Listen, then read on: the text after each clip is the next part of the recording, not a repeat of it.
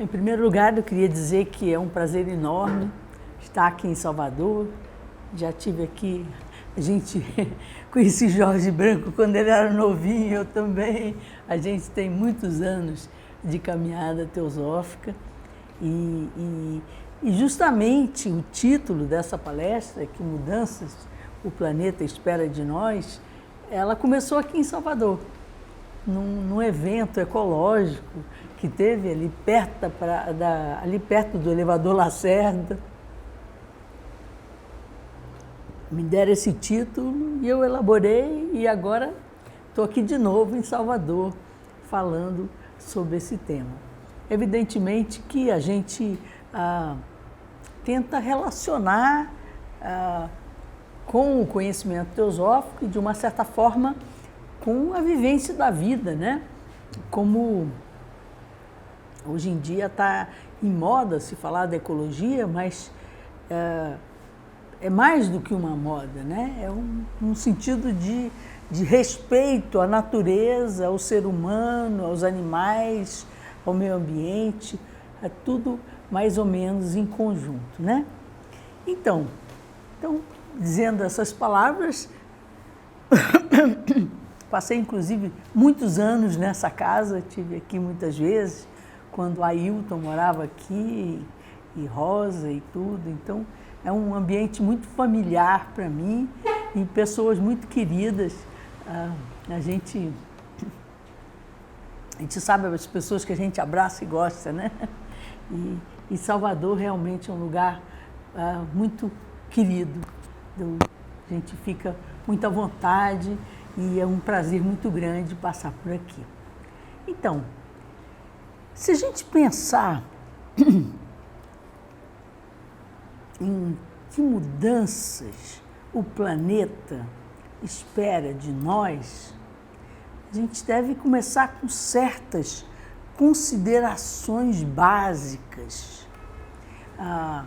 Hoje em dia se fala nos 3 R's, não é? O R de reciclagem, o R de reutilizar e o R de reduzir. Assim, por exemplo, a gente sabe que, especialmente no chamado primeiro mundo, a filosofia do desperdício é muito grande, né? Tudo usar e jogar fora, um desperdício muito grande. Então, a gente chega à conclusão que se o mundo inteiro vivesse como os Estados Unidos, por exemplo, ou como a Europa, precisava de 4 planetas para dar sustento, né? Na verdade, eles só podem viver dessa forma porque o resto do mundo vive de uma maneira bem mais simples, né?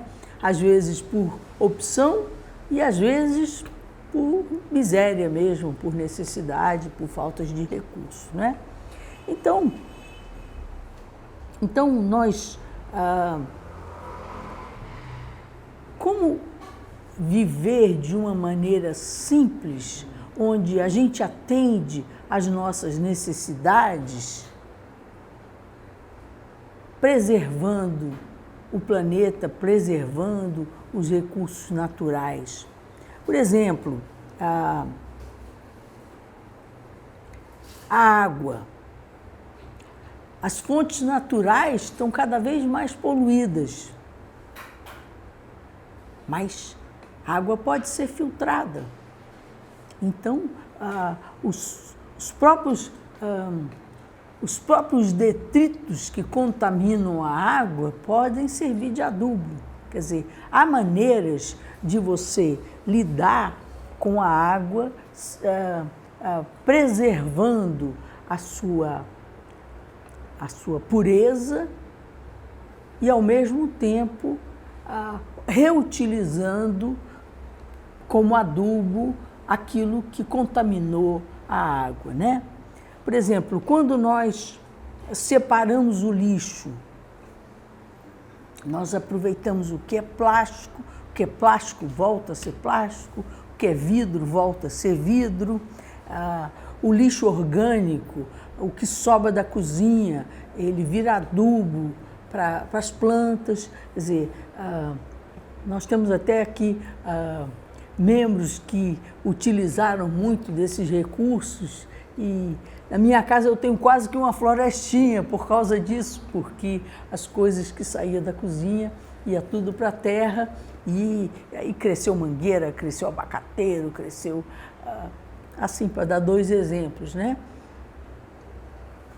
Então, há uma maneira de viver consciente onde você, ao mesmo tempo, está utilizando dos recursos, ao mesmo tempo você está reaproveitando, né? Então, quando a gente recicla algo, a gente não precisa de uma nova matéria-prima para produzir novas coisas. Então, esse reciclar, reutilizar e reduzir é uma fórmula quase perfeita que nós deveríamos levar em conta. Agora, de certa forma, podemos ver que não é só isso. De certa forma, a origem do problema é uma origem mais profunda. E é disso que a gente vai tentar tratar aqui. Vamos colocar aqui uma pergunta. Se é tão óbvio que as coisas deveriam ser recicladas, reutilizadas e reaproveitadas, por que alguns fazem e outros não? Se é tão óbvio, por que todo mundo não faz? Né? Então, a gente acaba com uma visão de que se todo mundo usasse esses princípios, todo o problema estaria resolvido. Mas na prática a gente sabe que não é assim. E vamos investigar ou tratar de ponderar por que não é assim.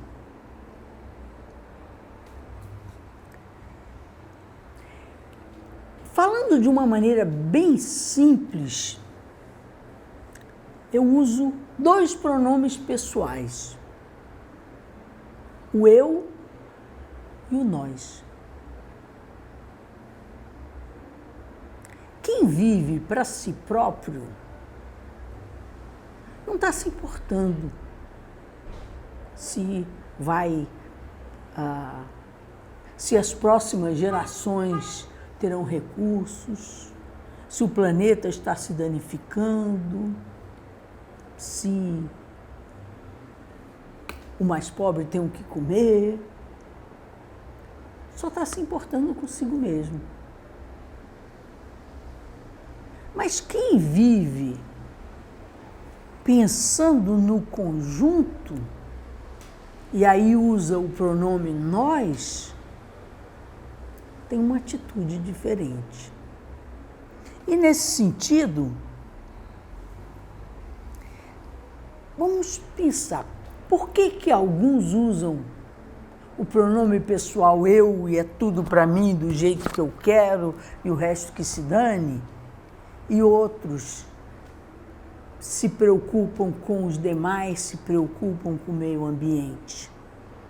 Será que isso é um problema educacional?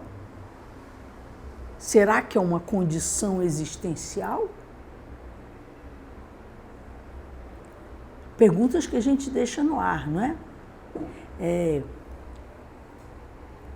A Voz do Silêncio, que é um livro que eu gosto muito, talvez o livro que eu mais conheço, no seu aforismo 107, ele diz uma frase assim, bem impactante. E diz assim: ai, que todos os homens possuem a laia, sejam unos com a grande alma, e possuindo-as, a laia eles aproveitem tão pouco. O que quer dizer esse aforismo? Vamos tentar esmiuçar um pouco mais. O que é a laia? É a alma universal, a alma da qual nós temos a nossa alma individual. Todos nós estamos conectados com essa alma universal de uma forma ou de outra.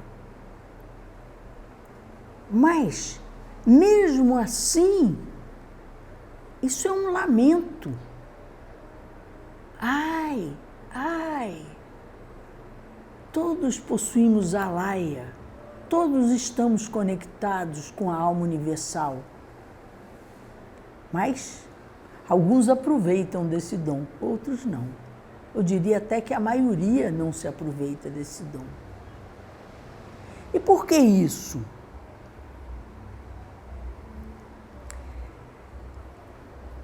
Porque há uma condição de engano.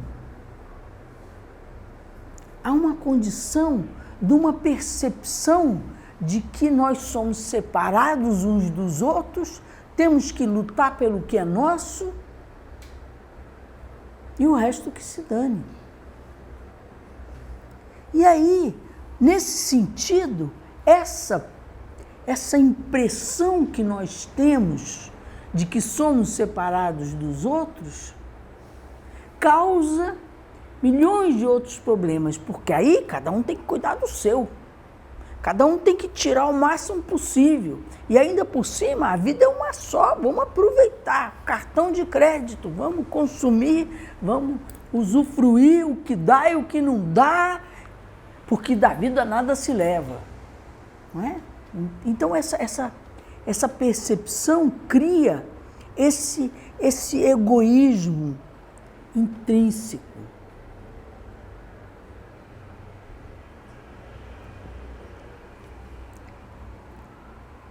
Vamos dar um exemplo, que é um exemplo até meio bobo. Mas, às vezes, umas historinhas meio bobas, às vezes a gente guarda, né? Pois é, tinha um cara lá na Índia que ele queria se iluminar. E aí ele meditava,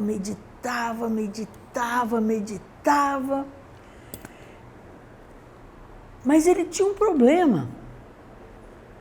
Ele tinha um gato. E o gato vinha, e na hora que ele estava meditando, o gato vinha, miau, miau, miau, e atrapalhava ele. E aí, o que eu vou fazer? Esse gato também é uma criatura de Deus, mas eu quero me iluminar, o que eu faço? Aí ele, quer saber? Eu vou ali na esquina e vou comprar uma corda, amarro o gato nas pernas da mesa, medito, quando eu acabo de meditar, eu solto o gato, tranquilo. E aí ele meditou, se iluminou. E aí, quando a gente acende a luz, todo mundo vê, né? Então ele acendeu a luz e aí as pessoas viram, aí ele criou um ashram, virou um guru, e aí ele teve discípulos. E aí os seus discípulos, a primeira coisa que fizeram foi comprar uma corda e um gato.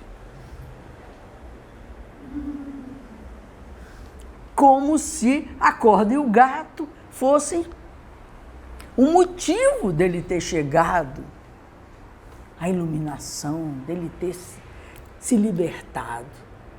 Quer dizer, dá para ver, claro que é um exemplo meio bobinho, mas a gente vê que é uma condição de engano. Você toma o acessório pelo principal. Isso, na tradição cristã, é chamado de pecado. Pecado é a tradução da palavra grega amártia. Amártia quer dizer errar o alvo. Então você tem um alvo, tira o alvo, você joga a sua flecha, aí você atira na superfície. Você não pega o centro do problema, você pega o superficial, que nem os discípulos desse cara que compraram cordas e gatos para poderem se iluminar. Então, nesse sentido, quando o lema da Sociedade Teosófica diz não há religião superior à verdade, mostra que nós temos que procurar o que é. A gente tem que procurar ver as coisas como elas são, chegar no centro da questão, entender e não simplesmente ficar nos acessórios, né? Então, além de ser um engano, também tem manipulações sociais que são puros enganos, né? A gente está aí cansado de ver essa mídia, cansada de nos contar mentiras para todo lado, né? E quantos enganos, né? Quantos enganos, quantas manipulações a gente vê em todos os tempos e hoje em dia isso é muito presente. A gente liga a televisão, espirra sangue no rosto da gente, né? Porque só tem notícia ruim, né? Então é uma coisa... Por quê? Porque o povo com medo ele é mais facilmente manipulável. Então, existe uma história. Isso para não falar em coisas políticas, que eu não vou entrar por aí, porque cada um tem o direito de ter sua posição política, mas de qualquer jeito a gente tem noção que existe muita manipulação. Agora, a gente pode dar o exemplo, por exemplo, daquele livro, daquele filme, A Lista de Schindler e o Pianista. Quer dizer, filmes que tratavam da Segunda Guerra Mundial, de como Hitler manipulou o povo alemão. E o povo alemão com um nível educacional bem alto. Como é que eles caíram na balela do Hitler? Como é que a gente consegue entender que com a condição educacional tão alta do povo alemão, eles caíram na história? Pois é, mas na verdade, o assunto é mais complicado. Com a Primeira Guerra Mundial, teve tratados que, de uma certa forma, sufocaram economicamente a Alemanha. Aí veio um engraçadinho e diz, não, vocês estão aqui em condição difícil, mas vocês são melhores do que os outros. A superioridade da raça alemã. E aí a gente tem que eliminar os outros, os que não são racialmente perfeitos, os negros, etc. Né? Judeus, pois é, russos, sabe que morreu ciganos, sabe que morreu mais russo na Segunda Guerra Mundial do que judeu? A gente nem sabe disso, né? Pois é, mas é verdade. Então, a partir, em relação ao povo judeu, isso é até mais claro. Como o povo judeu teve a diáspora, né, eles se espalharam pelo mundo inteiro, e aí juntar um dinheirinho em uma condição de segurança passou a ser uma prioridade. Aí veio o Hitler e diz que é uma raça impura, mata eles, pega os bens, pronto, resolve a coisa, né? Então, acaba sendo uma coisa levando a outra, né? Na verdade, um judeu matou um alemão em Paris e aí a coisa detonou, o que significou 60 mil judeus mortos na Segunda Guerra Mundial, né? Pois é, e será que Jesus, que também era judeu, será que ele concordaria com o que os cristãos fizeram? Quer dizer, são coisas assim, talvez até um pouco simplórias, mas que são fatos, né? São fatos históricos. Essas manipulações existem. E agora até os judeus estão dando o outro troco, né? Estão fazendo genocídio não vamos entrar por aí, mas a gente sabe que essa coisa é bem interessante, assim, bem interessante de se ver como a condição humana, onde se vive para o eu sou mais forte, eu sou o melhor, eu quero tudo para mim, eu quero o meu país maior e mais desenvolvido e mais tudo, cria esses problemas que não é muito difícil ver, não só em outros países, como nas condições que a gente tem também. Pois é. E as guerras da Irlanda do Norte? Eram católicos brigando com protestantes, ambos cristãos. Antes, os navios negreiros que trouxeram os escravos da África diziam que os escravos não tinham alma. Quer dizer, condições assim, bem complicadas, né? Bem complicadas. E a gente tem mais 1000 outros exemplos, as cruzadas, a Inquisição, o Holocausto, guerras raciais, a gente tem 1000 exemplos. Mas, falando de uma maneira bem simples, será que a gente não pode resumir o ensinamento de todas as religiões como ama a Deus sobre todas as coisas e a teu próximo como a ti mesmo? Então, por que razão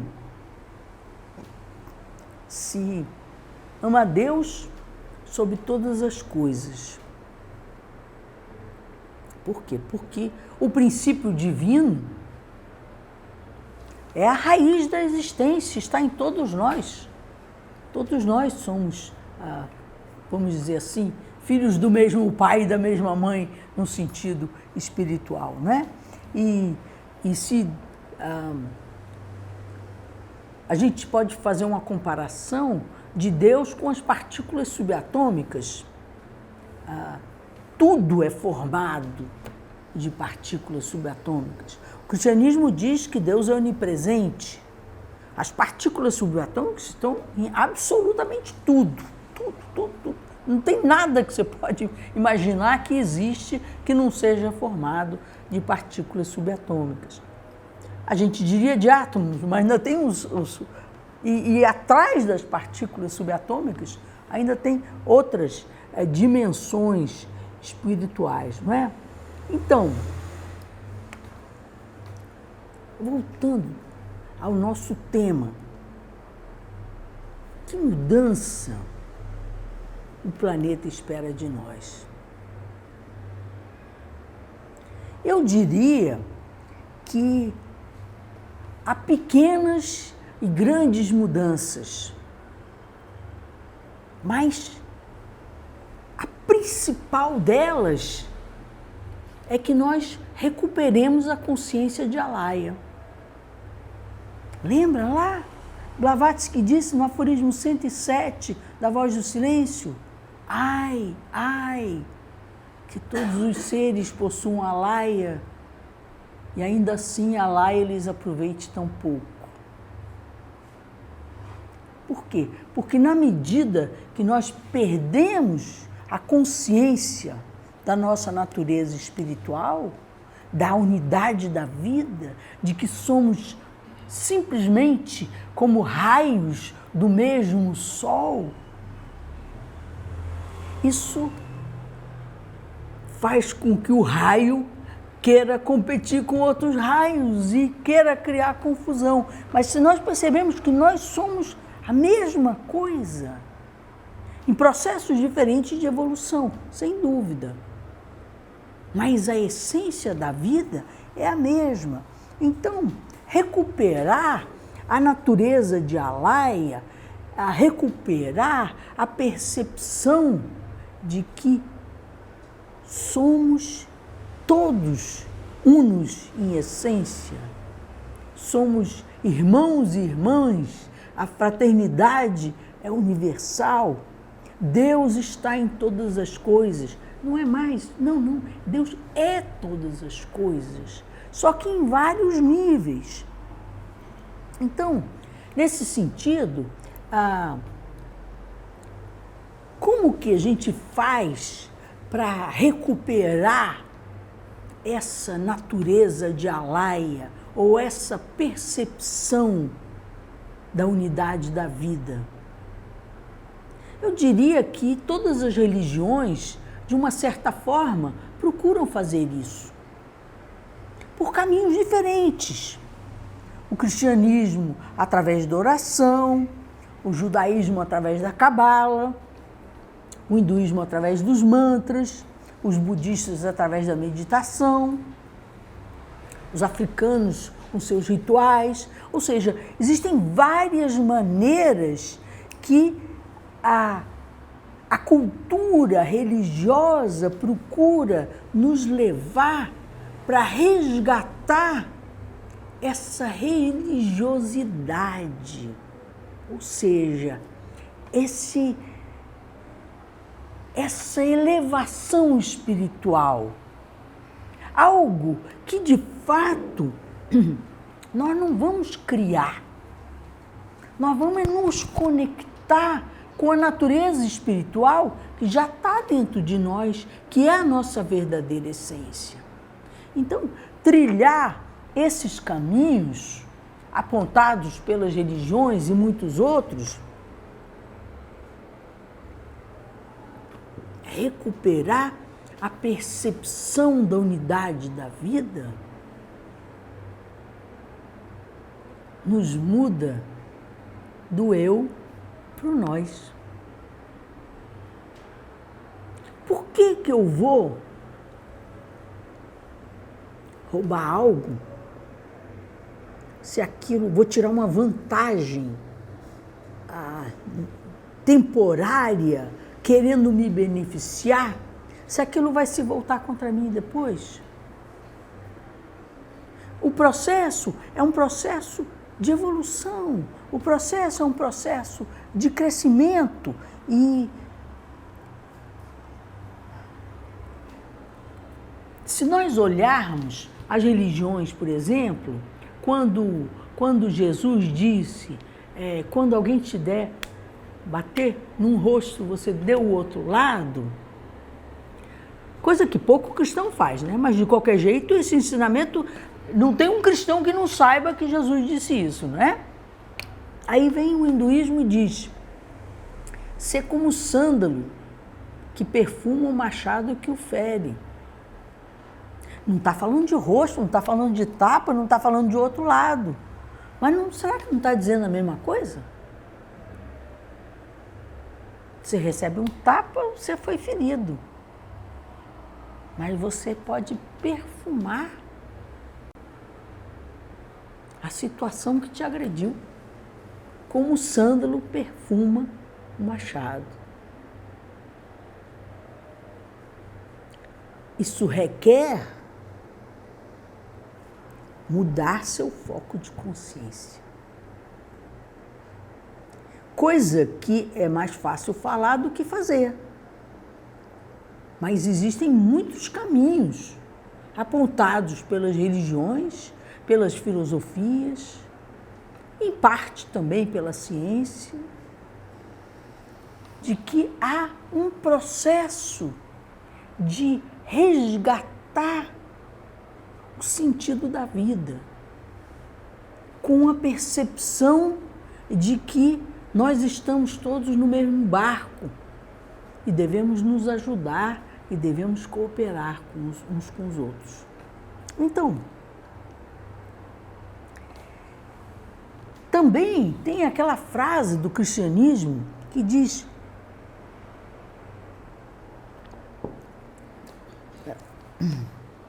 não, completando a frase, né? Amar a Deus sobre todas as coisas e ao teu próximo como a ti mesmo. Como que você vai amar teu próximo como a ti mesmo? Percebendo que, no fundo, somos todos. Todos temos a mesma origem. Todos estamos no mesmo barco. Então, como é possível, por exemplo, outra frase cristã bem conhecida, amar os nossos inimigos? Se é inimigo, como é que eu vou amar? Se eu já botei esse título, inimigo, já virou do outro lado, não é não? Como que você pode amar seus inimigos? De uma certa forma, sendo amor, não é? De uma certa forma, abrindo a portinha do amor, ou a janelinha do amor do seu coração e deixando o amor fluir, não é? Aí flui para o amigo, para o inimigo, para a parede, para o teto, para o ar, não é? Sendo amor. Como que a gente pode ser amor? Se conectando com a natureza búdica, com a natureza crística, que está dentro do nosso coração. Como que a gente faz isso? Meditando, entendendo a vida, elevando a nossa consciência. Então, dessa forma, vamos tornar nossas vidas muito mais significativas. Então, é bom para o planeta e é bom para nós. É bom para as nossas relações. Pensar na vida como um todo e não qual o proveito que eu posso tirar para me dar bem. Qual o proveito que eu posso tirar para ter uma vantagem pessoal que eventualmente vai se voltar contra mim. Então, sabe, eu sinto assim que parecem chavões, mas mudar do eu para o nós faz toda a diferença. Porque é esse nós que possibilita que nós percebamos que a fraternidade é universal. Como fala o primeiro objetivo da Sociedade Teosófica, não é algo que, até certo ponto, nós vamos criar. Por quê? Nós vamos criar um núcleo da fraternidade universal da humanidade sem distinções. Claro, por quê? Vamos juntar pessoas que acreditam nisso, pessoas que querem viver dessa forma. Mas a fraternidade universal, ela é um fato da natureza.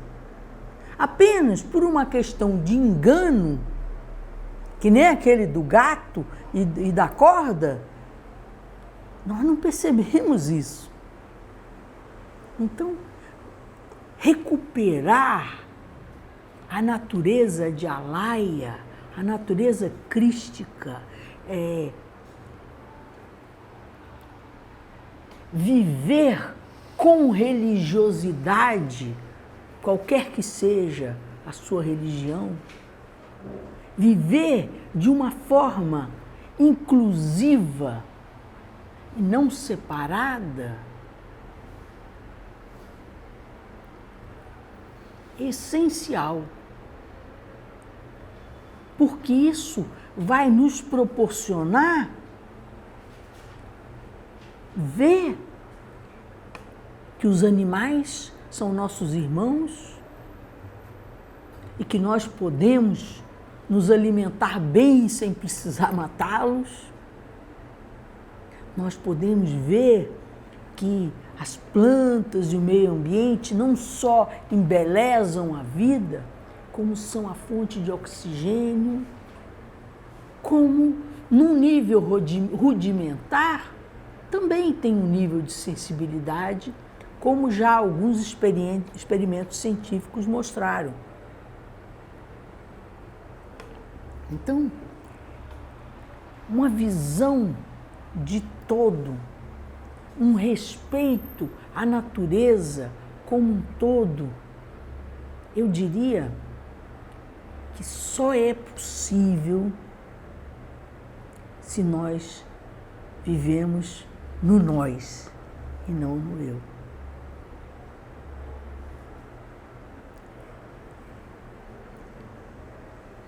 Cada um tem o seu dever de casa. Cada um vai ou não fazer essa transformação no seu coração, na sua percepção, no seu nível de consciência.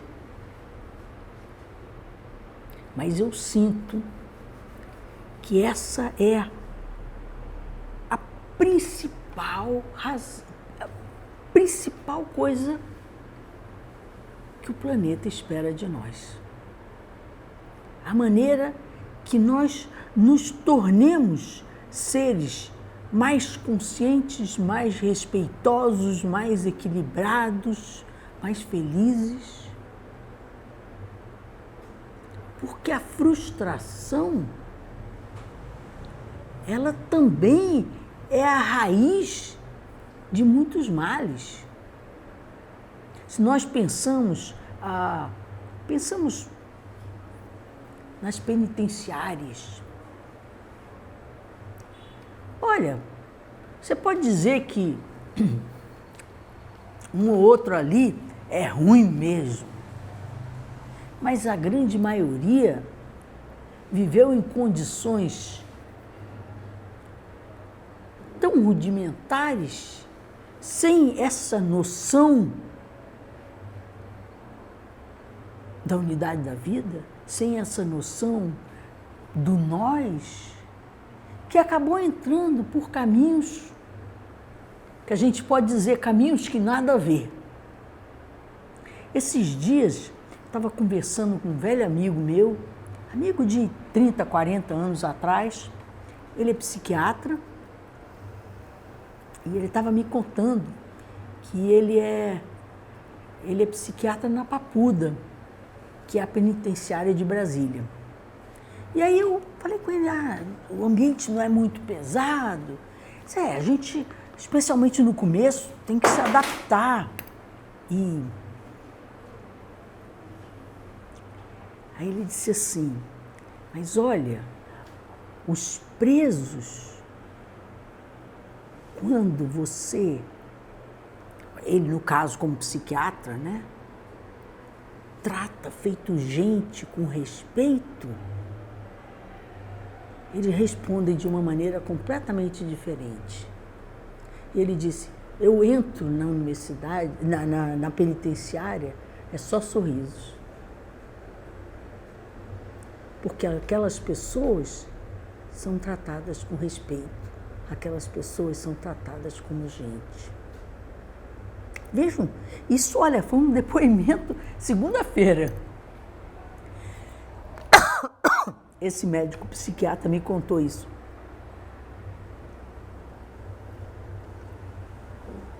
Mas ele não está ali para defender só o salário dele no final do mês. Ele está ali fazendo um trabalho social. Ele está ali tratando pessoas que foram maltratadas, pessoas que foram... e que acabaram maltratando outros também, que criam. Então, sabe, eu acho que o que eu tinha a dizer para vocês é isso, né? Poderia acrescentar um pouco mais de que existem irmãos mais velhos, como o Mestre Jesus, como o Senhor Buda, como Maomé, como os fundadores das grandes religiões, os santos, etc. E eles deixaram caminhos que nós podemos seguir, seguindo seus passos e tendo inspiração para nos tornarmos seres humanos mais completos. Isso significa necessariamente sair do eu e passar para o nós. Então, esse era o recado que eu teria a dar para vocês. Claro que nós temos que reciclar, claro que nós temos que reutilizar, claro que nós temos que reduzir. Por quê? Porque a vida precisa do nosso esforço. Muito obrigada.